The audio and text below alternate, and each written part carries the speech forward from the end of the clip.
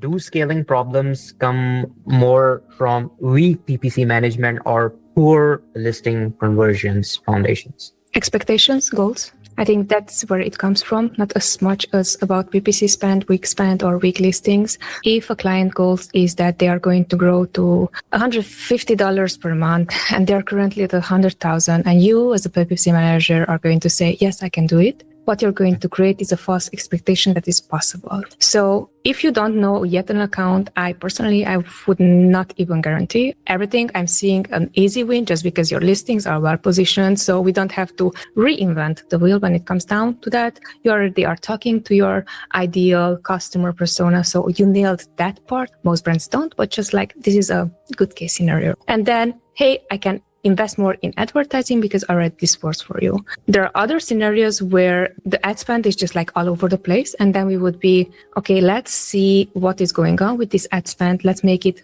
into a strategic move, not still applying the strategy that you created a campaign for 5 years ago, yet it's still enabled. Pause it. We don't want noise. So those are the things that I would be looking into.